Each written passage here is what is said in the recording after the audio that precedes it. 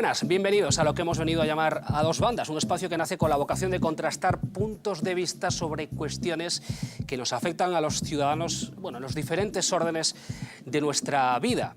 Cada lunes y cada jueves vamos a intentar tratar temas que puedan ser de su interés, esperemos que sí, desde diferentes prismas. Un grato saludo de bienvenida a los que nos veis a través de la pequeña pantalla y también a los que estáis en Facebook, a los que os invitamos a participar también directamente en una especie de debate paralelo al que vamos a establecer esta noche. Y hablando de participación, las últimas consultas populares realizadas en Europa y en América nos han llevado a preguntarnos hasta qué punto deben participar los ciudadanos en determinadas decisiones de los gobiernos y de los estados.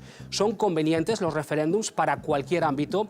Y con ese motivo hemos invitado a nuestra mesa hoy a Roberto Luis Blanco Valdés. Roberto, profesor, buenas noches. Muy buenas noches, Pablo. Bueno, enseguida vamos a entrar en los matices, en el argumento, pero una primera posición: referéndums sí, referéndums no. Bueno, si tengo que contestar con una palabra, tal y como se están celebrando, referéndums no. Es decir, en los términos en los que se están planteando, en que se planteó en Inglaterra el referéndum sobre el Brexit, en los términos en los que se planteó en Italia el referéndum reciente, no. En esos términos, no. Ahora entramos en más matices. Miguel Anxo Bastos, profesor, buenas noches. Buenas noites, Pablo. Pois si teño que manifestarme tamén, xa que nos vamos a debatir, referéndum sí. Referéndum sí nestes términos, precisamente porque é unha forma de que a representación popular non este mediada polos aparatos dos partidos e que cada persona valga exactamente un voto, non como nos sistemas representativos nos cuales a través do sistema electoral se media e non valen exactamente todos os votos iguais e non se pode, digamos, determinar con precisión cual é a vontade popular a respecto de temas cruciais como este do Brexit, por exemplo. Enseguida contrastamos, enseguida confrontamos. Bueno, nuestro compañero Lois Balado va a ser el encargado cada día de presentarnos bajo su particular perspectiva de la realidad que nos rodea, ya saben, siempre con cierto sentido del humor, incluso cuando tratamos cuestiones serias, como es la que hoy abordamos. Esta es la de hoy. Los referéndums, qué peligro tienen, ¿eh? Estaba ahí David Cameron como súper confiado de no nos vamos de Europa ni de broma, y al final la carita que se le quedó. O a Matteo Renzi, que era como, tranquilos, el pueblo italiano va a avalar mis políticas seguro. Y al final también la carita que se le quedó. O a Juan Manuel Santos, que era como, paz, paz, ¿quién va a decirle que no a la paz en Colombia después de tantos años? Y al final, bueno, ya sabéis, ¿no? En fin, que los referéndums, que los carga el diablo, o el demonio, si prefieren, por eso lo de democracia. Pero no, que a estas alturas ya sabemos que lo de democracia viene del griego. Demos pueblo, cracia, poder, ¿no? Darle poder al pueblo, que al final pues, es lo que viene siendo el referéndum, ¿no? No está muy claro de dónde surge el concepto de referéndum moderno. Hay quien dice que en la Francia post-revolucionaria, pero lo que sí tenemos seguro es quiénes son los supercampeones de los referéndums. Nos referimos, por supuesto, a los suizos. Y es que esta gente vota absolutamente todo, ¿eh? Mira, se ha votado en Suiza si había que hacer restricciones salariales para los ejecutivos, prohibir la exportación de armas, legalizar el cannabis, bueno, más cosas, ¿eh? En 2002 se preguntó si se debía reducir la jornada laboral y ganó el no con un 76%. En 2012 si debía aumentarse las vacaciones a 6 semanas al año y ganó el no con un 66%. Y en 2014 votaron si se debía subir el salario mínimo. Ganó el no con un 76%. Son así un poco especiales, gente rara. Dice nuestra Constitución en su artículo 149.1 lo siguiente. Y por favor, un poco de música para leer Constitución, ¿puede ser? Perfecto. El Estado tiene competencia exclusiva sobre las siguientes materias. Primero, la regulación de las condiciones... Punto 32. Autorización para la convocatoria de consultas populares por vía referéndum. Y ahí está la clave, la pregunta y el debate. Preguntar o no preguntar. Esa es la cuestión. Lois Balado, como siempre, con esa particular mirada del mundo que tenemos alrededor. Roberto, voy a pedir una primera impresión. Decías, en las condiciones actuales, ¿cómo se han planteado estos últimos referéndums de los que hablaba Lois? No. ¿Por qué no? Bueno, la verdad es que los referéndums de Inglaterra, y del Reino Unido y de Italia, el de Colombia es un poco distinto, aunque luego me referiré al de Colombia también, ¿no? A lo largo del debate, si podemos, ¿no? Eran referéndums en los que a lo que se le preguntaba a los ciudadanos era distinto que aquello que se sometía a su opinión. En realidad, el tema de fondo era otro, y los ciudadanos contestan, evidentemente, otra cosa distinta a la que se les pregunte. Entonces, en estos términos, esto es todo menos democrático, ¿no? ¿Qué es lo que hace Renzi? Lo que hace Renzi es intentar asentar su posición en el conjunto de los líderes que compiten por el liderazgo en la izquierda italiana. Y por tanto, Renzi apuesta todo a un referéndum y le sale mal. ¿Qué es lo que hace Cameron en el Reino Unido? Plantear un desafío a los sectores de su partido que eran partidarios de la salida de España, de la salida del Reino Unido de la Unión Europea, y por tanto plantear un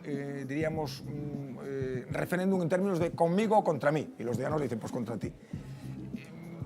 Ahora leeré, una vez que intervenga Miguel, leeré la pregunta de Italia. La tengo aquí. Sí, la pregunta de Italia es una cosa verdaderamente impresionante. La tengo que traer escrita porque yo me la voy a aprender incapaz. No, es incapaz. Incapaz de aprender una pregunta de Italia. Quiero decir, por tanto, que en Inglaterra los ingleses no votan básicamente sobre la Unión Europea, ni en Italia votan sobre la cantidad de temas que se les preguntan, votan sobre otras cosas distintas, aparte de también sobre la cuestión que se les pregunta. Y consecuentemente la decisión es una decisión que está completamente, condicionada por los elementos que intervienen en el proceso de decisión. Son, referéndums manipulativos y que acaban siendo en gran medida plebiscitos sobre Renzi y sobre Cameron. Y por tanto, eso no es, eso es todo, menos democrático, ¿no? Podemos luego leer la pregunta de Italia. Sí, el caso de Inglaterra es distinto porque la pregunta es muy sencilla. La de Brexit era sencilla. Lo diré de otra manera. La democracia Cameron repetía, además. ¿Qué? Cameron repetía, además, después de estar a punto de perder el referéndum de Escocia. La democracia es por naturaleza un debate de matices. Siempre es un debate de matices. Y el referéndum es siempre un debate binario, entre sí o no. Y por tanto, los referéndums no sirven para solucionar cuestiones complejas. Sirven para solucionar cuestiones sencillas. Si hay que reducir la jornada laboral, no hay que reducirla. Pero no sirven para solucionar cuestiones complejas. No sirven para eso. Miguel. A ver, vamos a ver. O referéndum inglés foi un referéndum, igual que se entrou por referéndum na Unión Europea, na antigo mercado común europeo, creo que foi no ano 76 que votaron os británicos, supoño que para salir tamén habrá que facer un referéndum. É dicir, supoño que ele apostou a que iba a ganar, como aí saliu ben o de Escocia, pois intentou volver a facer outra vez, pero entendo que foi unha promesa que fixo no seu momento e ele simplemente cumpliu a súa promesa. Que despois ele se vencellou personalmente a eso, que despois tuvo traidores no seu partido, é outra cuestión. Pero eu creo que se quere entrar na Unión Europea é unha cuestión de fondo, de calado, é un plebiscito. En principio, cando se cambia a forma de Estado, cando se debate unha cosa sustancial no Estado, creo que se consultalo, igual que no caso italiano. En España, se hubiera unha reforma constitucional dese calado, 35 diputados podrían pedir perfectamente un referéndum dese estilo. No, 35 no. Luego falamos de España, do caso de España. Sí. No caso español, entonces, decir, pero se fixo un referéndum non se fixo referéndum nas dúas reformas, mini reformas que houve da Constitución española, pero se hubiera un referéndum de certo alcance, incluso a propia Constitución manda que se faga un referéndum, como é normal, igual que se aprobou se fixo un referéndum para aprobar a Constitución, non se aprobou solo con as cámaras. Supoño que cando faz unha norma dese calado tens que consultar a ciudadanía. Outra cosa que depois os ciudadanos italianos, por exemplo, a reforma italiana era unha reforma de calado.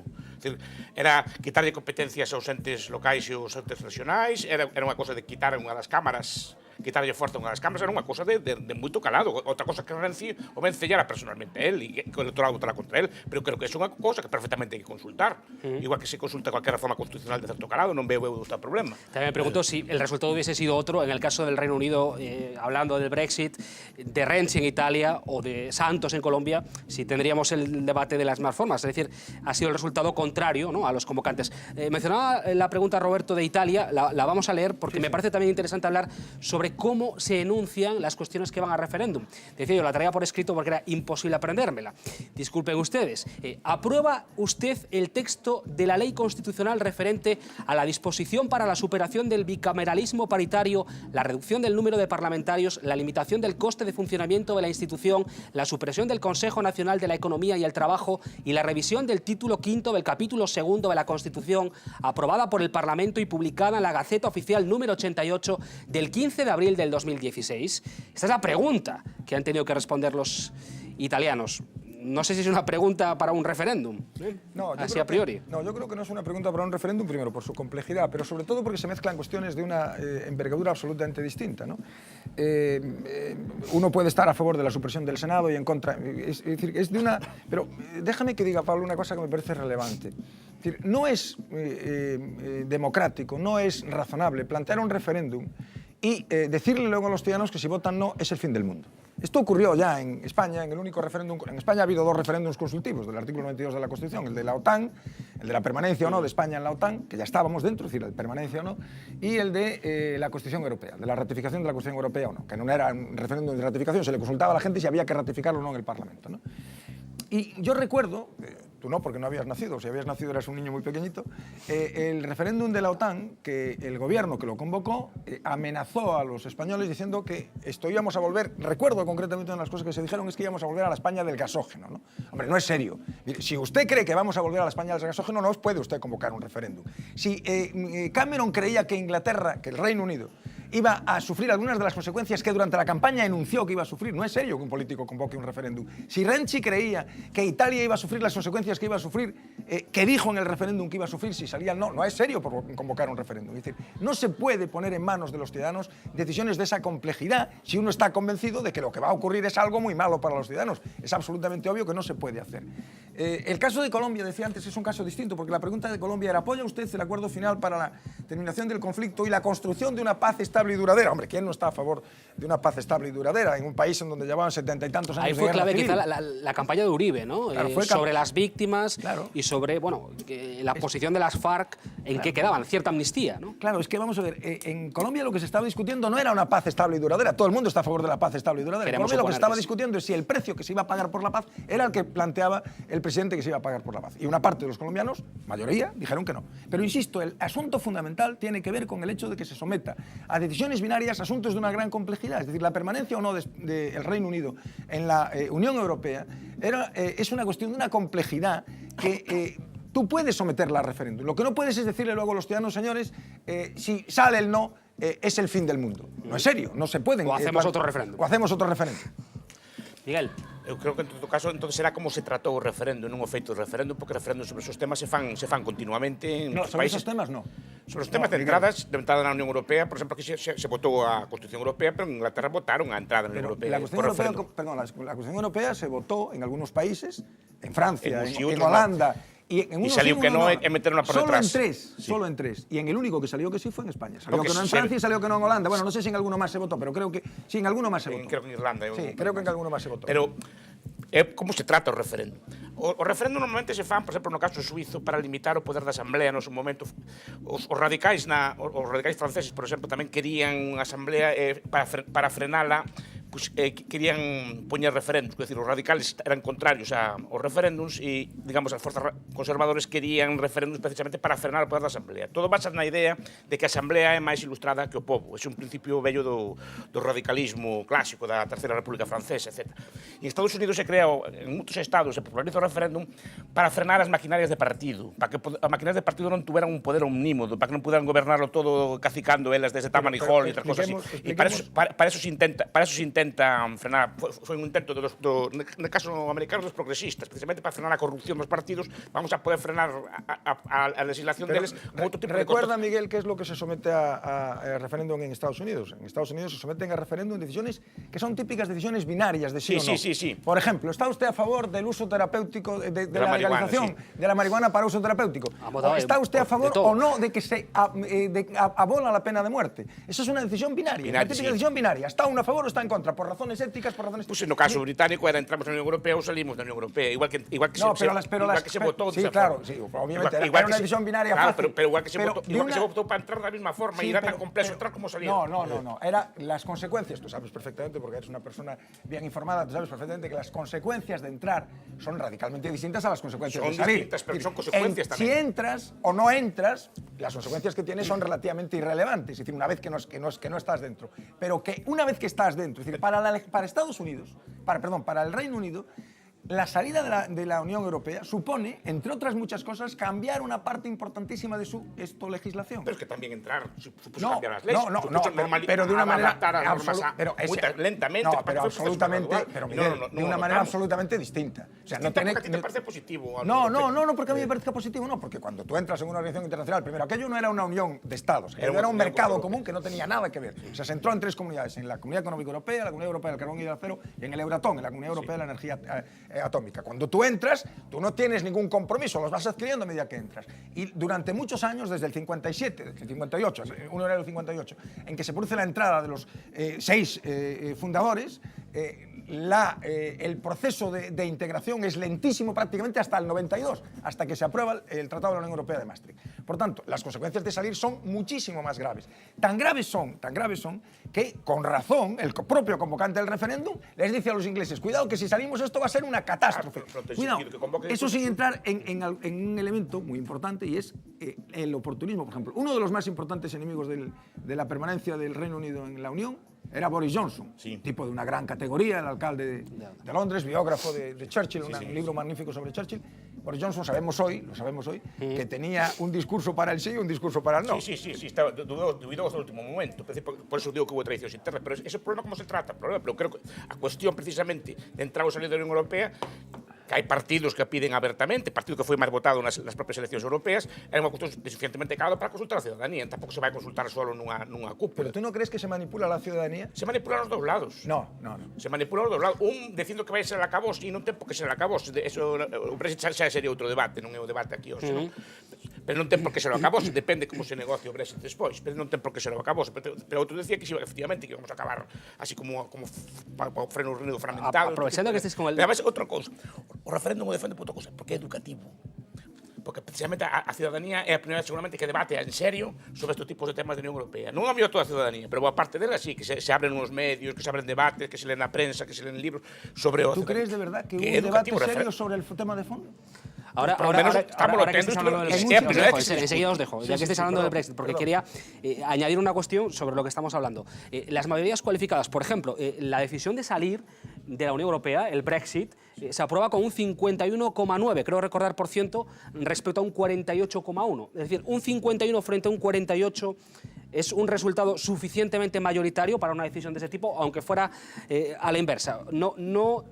Tendría que haber una mayoría más cualificada, lo dejo en la mesa, os lo pregunto a los dos. Empieza tú si quieres, Miguel, empieza tú si quieres. Son as normas. Si valen para entrar, vale para salir tamén. Igual que se quedou unha outra porcentaxe parecido, pues tamén si hai maioría, unha maioría. Tamén basta con un deputado máis para facer goberno, non fai falta unha maioría cualificada, basta con un voto máis para montar alcalde, para montar presidente da Xunta, para nomear casi presidente do Parlamento Europeo. Calquer cosa é maioría de un punto, e así, entón algún criterio tendrá que ponerse. Se non, parece que pos dúas varas de medir, unha para entrar, que son de maioría simple, e outra para salir, que son 2 tercios, 3 cuartos, 3 quintos. Sí, sin embargo, fíjate, nuestros espectadores conocerán con toda seguridad alguno de ellos. Cuando se plantea el segundo referéndum de Quebec, una de las provincias de Canadá, la provincia francófona de Quebec, ha celebrado 2 referéndums de autodeterminación, junto con el de Escocia, son los únicos ejemplos verdaderamente relevantes de referéndums de autodeterminación, para intentar salir de Canadá, ¿no? El primero lo ganaron los partidarios de permanecer en Canadá por una diferencia muy amplia, y el segundo por un punto, 49,5 frente a 50,5, ¿no?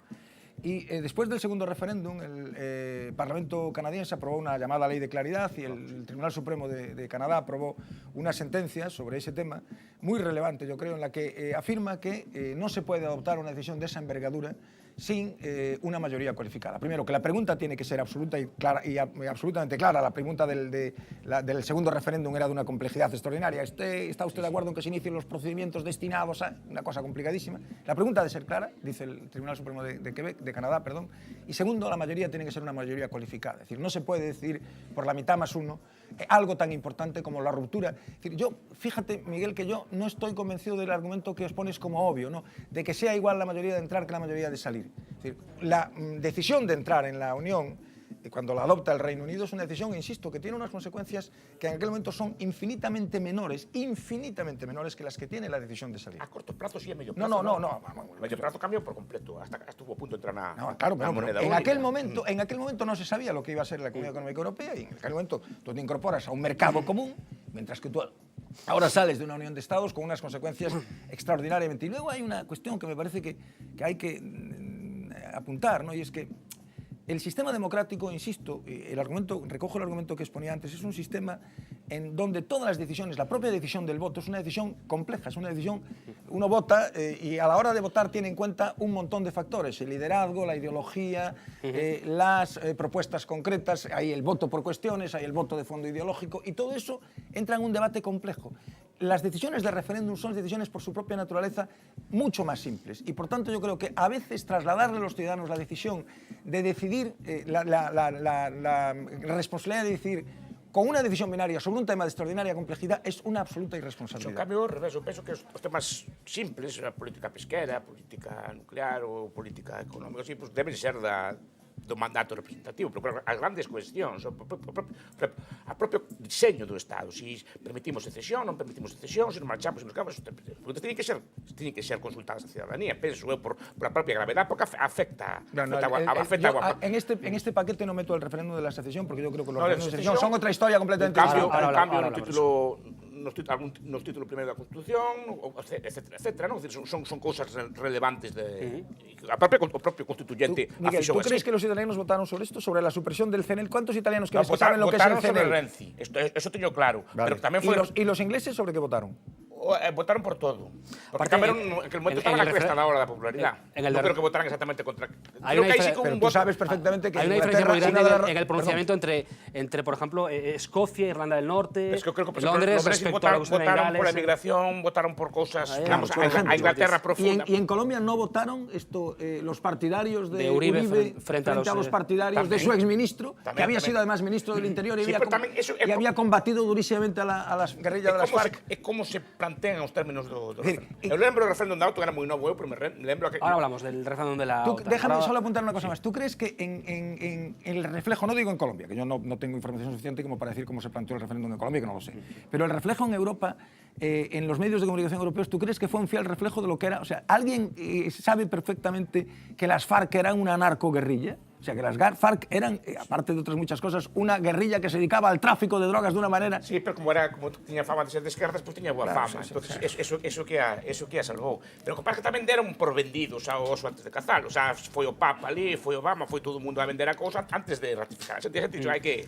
Entonces, igual tamén por eso. Una cosa, que ahora hablamos de España, y ahora lo introducimos también en nuestro caso, porque aquí hay reclamaciones de referéndums, varios, hablando también de posible reforma constitucional, pero ya que estábamos hablando de Europa, de la entrada a la Unión Europea, el referéndum, cuando se aprobó en España, la participación fue de un 42%. Es verdad que hubo un voto mayoritario, un 77% de los electores se postularon en favor de ese tratado, pero con una participación del 42%. Y ahí me surge otra pregunta. ¿Tiene que haber un mínimo cuando hablamos de un referéndum de participación para que tenga un efecto legal? ¿Un 42% Sin duda. es Non está representativo? previsto, supoño. Nin tampouco para as eleccións, tampouco hai un mínimo. No, en España no está previsto, en España no hay un mínimo de participación. En Italia, en la época en que existían los llamados referéndums abrogativos, que eran referéndums, en Italia el referéndum, hasta hace relativamente poco tiempo, era una institución que servía para abrogar, para derogar leyes, ¿no? Sí. Y los referéndums abrogativos se exigía una participación determinada, de tal manera que los que estaban en contra de la decisión que se iba a adoptar en el referéndum lo que hacía era pedir la abstención. Entonces, Sí, claro. Como Hungría. En Hungría pasou este ano mismo, pasou o mismo. No, yo creo que tiene que haber claramente un mínimo de participación. Esto es absolutamente estamos de obvio, acuerdo. Sí. porque es que si multiplicamos el 70 por el 40 es el 28. El 28, sí. Es decir, el 70 del 40 es el 28%. Que es lo que ha aprobado... Claro. Sí, el referéndum el do España. Estatuto de Autonomía de Galicia tamén se foi Venga, ahora hablamos de nuestro país. Claro, Y es que, sí, bueno, sí. en apenas un minuto vamos a hablar, o van a ver, somos poco prolíficos en esto de los referéndums. Hemos votado pocas veces desde la aprobación de la ley, que es de 1980. Vamos a partir de ese punto y también añadir alguna curiosidad. Bueno, recuerdan seguro lo de Grecia, lo de Tsipras, pero no es el único caso en el que lo que acaban votando los ciudadanos en referéndum no acaba siendo lo que se aplica, o se pide la opinión para luego hacer lo contrario. En un minuto lo vemos. ¿Considera conveniente para España permanecer en la Alianza Atlántica en los términos acordados por el Gobierno de la Nación? El resultado es un éxito de todo el pueblo español.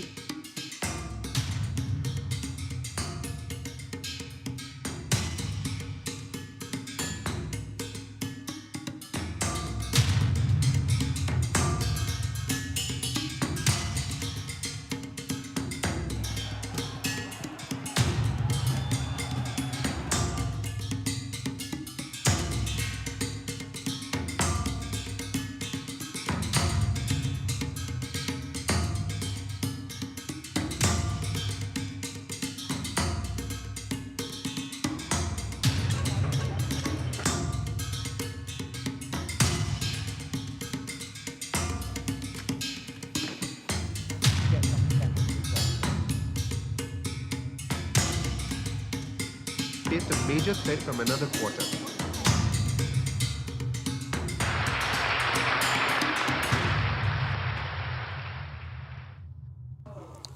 Poco tardó Gorbachev en tomar la decisión de disolver la Unión de Repúblicas Socialistas Soviéticas, pese a que la mayoría de su población dijo lo contrario. Pero vamos a España. Aquí hay varias cuestiones sobre la mesa. Hablando de la reforma constitucional, ya salió antes, en lo que está de acuerdo prácticamente todo el arco parlamentario, aunque en diferente medida, y en lo que hay que reformar. ¿Debería o no pasar por referéndum? Os lo pregunto a los dos. Y luego el tema de Cataluña, incipiente, que está ahí casi eternamente, o por lo menos desde hace muchos años. ¿Cómo lo veis? No caso da reforma constitucional, Roberto sabe máis que a min destes temas, seguro, pero eu non me metería nela, precisamente porque aquí sí que me temo que non van votar sobre si aforamientos ou cosas por estilo. Me temo que van votar Rajoy sí, Rajoy no, Rei sí, Rei no. Porque eu creo que empezas, pero non vas a acabar. Se empezas con a reforma non vas a circunscribirla só a 3 ou 4 puntos.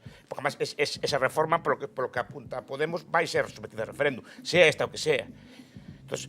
E pedirán o voto que non, e seguramente é unha deslegitimación. Eu non me metería nestos fregados nestes momentos. Supoño que si a facela a Constitución prevé que hai que facela. Entón, supoño que habrá que facer un referéndum se fai un cambio. Por tanto, creo que non sería moi pertinente meterse nestes líos agora. No caso catalán? O caso catalán, eu creo que se podría chegar a un acordo. Además, creo que zansaría o problema. Por qué? Porque agora temos unha situación ficticia. Temos unha situación, precisamente, que con minoría de votos polo sistema electoral, hai unha maioría de escaños no Parlamento catalán que está pedindo todos os días a independencia, está todos os días desconectándose, está todos os días facendo cousas. O ideal sería, non sei que encaixe podía, supoño que os sabios destes temas algunha idea tendrán sobre como podría facerse. Se podría facer unha cousa, eu creo que non tendrían problema. Además, o propio feito de convocalo desactivaría moitas cousas, por lo menos no caso catalán. De convocarlo. De convocalo. Roberto. Sí, algo puramente informativo. Nuestra Constitución prevé dos procedimientos de reforma, un procedimiento que afecta el título primero, a la Declaración de Derechos, una parte del título primero y a la corona. Esto se puso en su día, es un disparate, pero en fin, a todo el título de la corona. Y en ese caso el procedimiento de reforma es muy complejo y es necesario en todo caso el referéndum. Y hay un segundo procedimiento que afecta a las demás materias de la Constitución, bueno, el título preliminar también en el otro procedimiento, en cuyo caso el referéndum no es obligatorio y solo lo hay que pedir el 10% de la población, ¿no? Yo creo que no va a haber reforma constitucional y creo que una de las razones por las que no va a haber reforma constitucional es primero porque no hay ninguna claridad sobre qué se quiere reformar, esto está sin decidir, ¿no? El PSOE habla de que quiere una reforma para convertir España en un Estado federal, que ya es desde hace mucho tiempo un Estado federal, ¿no? Deben ser los del PSOE los únicos que no saben todavía que esto es un Estado federal. Y yo creo que no la va a haber, entre otras razones, justamente por el hecho de que el 35 diputados, el 10% de cada Cámara, puede pedir el referéndum. Y por tanto, si hay reforma constitucional, que se hará seguro sin Podemos, habrá referéndum seguro. Y por tanto, el referéndum se acabará convirtiendo muy probablemente en una cosa distinta de lo que tendría que ser. Es decir, si en el paquete va la reforma de la Casa Real, es decir, de la sucesión en la corona, que concede la Constitución preferencia a los varones sobre las mujeres, y eso habría que modificarlo, hay un consenso general sobre eso, que eso hay que modificarlo, no hay ninguna duda de que el referéndum se acabará transformando en gran medida en un referéndum sobre monarquía o república. De hecho, la razón por la que no se ha modificado la Constitución hasta ahora en esa materia concreta ha sido justamente por esa, yo creo que con buen criterio, ¿no? Por tanto, yo creo que no va a haber reforma y por tanto creo que no va a haber referéndum. El caso de Cataluña es distinto. El caso de Cataluña es distinto. ¿Por qué es distinto? Porque yo creo que si hay algo que no se puede someter a un referéndum binario de sí o no es la identidad de un territorio. Esto no se puede someter a un referéndum binario. Es decir, ¿qué ocurre si gana el no? Bueno, pues lo que ocurre si gana el no es que una parte de sus ciudadanos se ven... Pero lo plantean como un referéndum de independencia, no como un referéndum identitario. No, como un referéndum de independencia no, pero lo que ocurre si gana el no es que una parte de los ciudadanos se ven privados de su nacionalidad. Esto no se puede someter a referéndum. Yo creo que es un disparate, aparte de que es ilegal, de que es inconstitucional, pero aparte de eso hay un tema de fondo, y es que la autonomía, el régimen federal, es un régimen que garantiza la convivencia en paz de distintas identidades, de los que se sienten solo catalanes, de los que se sienten solo españoles, más catalanes que españoles y más españoles por catalanes, por decirlo en los términos en que lo plantea el CIS. Si tú sometes eso a referéndum y los obligas a los ciudadanos a votar decisivamente sobre una cuestión que es mucho más compleja que si me siento catalán, es decir, el porcentaje de catalanes que se sienten solo catalanes o solo españoles son muchísimos menos que los que se sienten más catalanes que españoles o más españoles que catalanes, es decir, que los que tienen una doble identidad son muchísimos más que los que tienen una única identidad. Entonces, ese referéndum acabaría siendo seguro un referéndum manipulativo, donde muy probablemente ha ocurrido ya en otras ocasiones, donde la opinión pública se vería sometida a una presión absolutamente insoportable en Cataluña, como ya lo ha venido estando, a favor de la independencia, como ya lo ha estado. Y luego no es verdad, sencillamente no es verdad, Miguel, creo yo, mi opinión, en fin, esto es opinable, claro, como todo, que eso zanje las cuestiones. No las zanjó en Quebec, La única razón por la que no ha habido un tercer referéndum en Quebec es porque el Bloc québécois, el partido quebequés, perdió las elecciones. Si no hubiera habido un tercer referéndum, y tú sabes perfectamente que el Partido Nacionalista Escocés lleva, el Scots National Party, lleva en su programa la celebración de un segundo referéndum. Y por tanto, si mañana lo pudieran negociar, no lo van a negociar porque no va a haber nadie tan tonto, si se me permite decirlo así, como Cameron, para convocar un segundo referéndum. Pero si consiguieran negociarlo, habría un segundo referéndum. Solo los referéndums de autodeterminación solo resuelven la exigencia nacionalista de referéndum si sale que no. Entonces ya no se vuelve nunca más a plantear esto, el reingreso. En Escocia estaban pidiendo un segundo también, ¿no? No, digo, si sale que no, si sale que sí a la independencia. Que sale que sí. Si sale que sí a la independencia es cuando ya no se vuelve a celebrar el referéndum. Que sí, porque tamén lles prometeron que iban a estar na Unión Europea, ahora van a salir fora da Unión Europea, e os escoceses votaron a favor de quedar na Unión Europea. Aí tamén ellos engañaron un pouco, Claro, es que esto es lo malo de someter a procedimientos binarios las decisiones complejas. Miguel ve la votación. Pero es que al final hai que facelo, Chequia e Eslovaquia separaronse así, Montenegro separouse con referéndum, non pasou nada. Después de una guerra pero civil. En Montenegro non gustaba. Chequia no, pero estaba unido a Serbia, decidiron separarse e non pasou nada e perderon nacionalidade. Además, supoño que os juristas saben perfectamente como resolver ese tipo de casos. Supoño que algunhas persoas lle dan como se negocio despois, habrá unha doble nacionalidade, no es tan sencillo resolverlo, Miguel. Fíjate en algunas de las repúblicas bálticas donde hay un gravísimo problema de reducción de derechos a la minoría rusa. Tamén problemas inducidos despois, que tamén se azuzan desde fora. Que non son problemas. Digo, en principio, é unha solución como eu creo que boa, por lo menos zansa, pero igual tampouco zansa non facelo, tampouco zansa non facelo, porque estamos todo o día vendo, todos os días, mira que levamos anos aquí, Roberto máis eu, como comentando cousas e tal, e elecciones tras elecciones catalanas tras elecciones, que si a maioría, que si non tal, e non se dá zansa do problema, non sei que solución hai, eu creo que non é unha mala solución, por menos aclara as cousas. Si tú haces un referéndum de autodeterminación, sentas un precedente, ya harás más, o sea, seguirán haciéndose referéndums hasta que finalmente se decida la secesión. O no. Estamos casi en Quebec non saliron. Fuera de tiempo, que rápido pasa esto, ¿no? Pasa muy rápido. Hablabais de algunos casos, que incluso los nacionalistas catalanes que reclaman ese derecho a decidir o a pronunciarse han utilizado para hacer paralelismos. El escocés ha sido uno de los más clásicos, pero ha habido uno en Crimea, en el año 2014, en marzo seguro que lo recordáis, donde el Parlamento de Crimea, avalado por el Kremlin, solicitó la votación de sus ciudadanos para decidir si seguían siendo ciudadanos ucranianos, recuperando la Constitución de 1992, o si preferían ser territorio ruso, como antiguamente lo habían sido. Participó prácticamente el 90% de la población y abrumadoramente más del 90% dijo que prefería volver a Rusia. El referéndum no contó con el apoyo de la comunidad internacional. Se opuso a la Unión Europea, que no lo consideró válido, entre ellos España, Estados Unidos, la Unión Europea y, en fin, lo que allí pasó tuvo el punto de vista de observadores internacionales independientes, llevados por diferentes ONGs. En España, 3 llegaron hasta allí y uno de ellos es gallego. Lo hemos ido a buscar a Vigo. Defendía ese derecho a decidir de los ciudadanos de Crimea. Le hemos preguntado por el paralelismo con lo que ocurre en Cataluña y nos ha contado esto.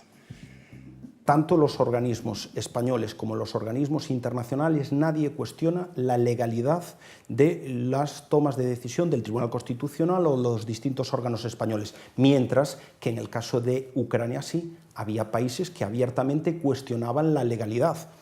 El presidente Yanukovych se escapa del país. La Constitución ucraniana establece que solo un presidente solo puede ser revocado por unas elecciones o por la dimisión. Si este señor no dimite y se va a otro país, ¿cómo se puede tener un nuevo presidente? Es decir, ahí cuando quiebra, cuando hay una situación de zozobra, de quiebra, ya eso sí que es difícil porque entonces hay un cuestionamiento de la legalidad. Mientras que en Cataluña, a día de hoy, no hay ningún organismo, ni Naciones Unidas, ni la Unión Europea, nadie que cuestione las decisiones que toman legítima y legalmente las instituciones estatales y españolas.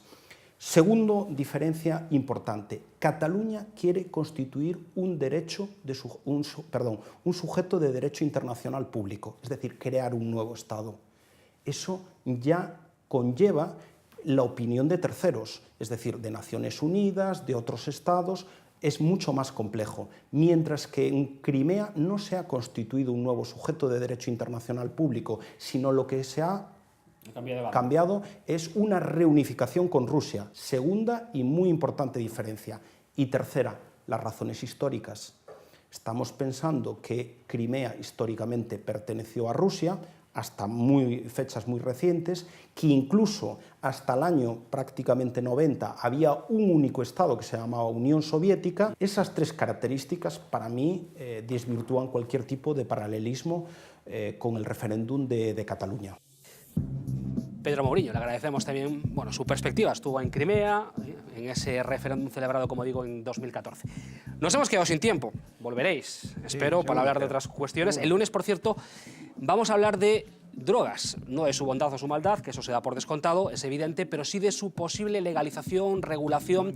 Una cuestión que, por cierto, ha puesto de acuerdo en el no a muchos sectores, dicen que sería extender un problema de salud público, y ha puesto también de acuerdo en el sí a sectores contradictorios a priori. Ciudadanos o el bloque nacionalista galego, por ejemplo, defienden su regulación por cuestiones bien distintas. Uno tiene que ver con libertades individuales, otro con la propia cuestión económica, que paguen impuestos y que esté controlado ese mercado. Ya nos pregunto si a priori sí o no. A la legalización. Bueno, yo creo que ese es un debate que hay que abrir necesariamente. Yo creo que es un debate que hay que abrir, es decir, que el fracaso estrepitoso de todas las políticas represivas contra el establecimiento de mecanismos legales para la venta de drogas. Que el control por el Estado, por ejemplo, con un monopolio, como se controla el tabaco.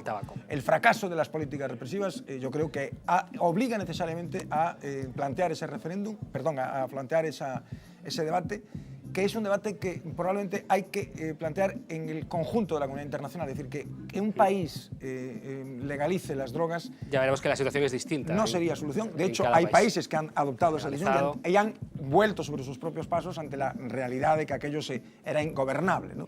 Pero yo creo que el fracaso de las políticas represivas hace necesario abrir ese debate, ¿no? Eu non teño dúbida de que hai que legalizarlas. Toda a corrupción que hai en América Latina, toda a corrupción que hai está causada por cosas. Este é o caso de Colombia, un caso claro. Hay países como México que están en estos instrumentos controlados por las mafias que causan miles de muertos de inocentes, de gente que no quiere tomar drogas. Nos tenemos que marchar. Un placer, la compañera Roberto Luis Blanco Valdés. Muchísimas gracias, profesor Bastos. Muchas gracias. Muy amable. Pues nos vamos agradeciendo el trabajo de cada uno de los compañeros que ha hecho posible que hayamos salido al aire hoy e invitándoles el próximo lunes a ese nuevo debate. Ya saben, pasen felices fiestas, que nos cuadra la Nochebuena y la Navidad por medio, y el lunes, si les apetece, aquí estamos.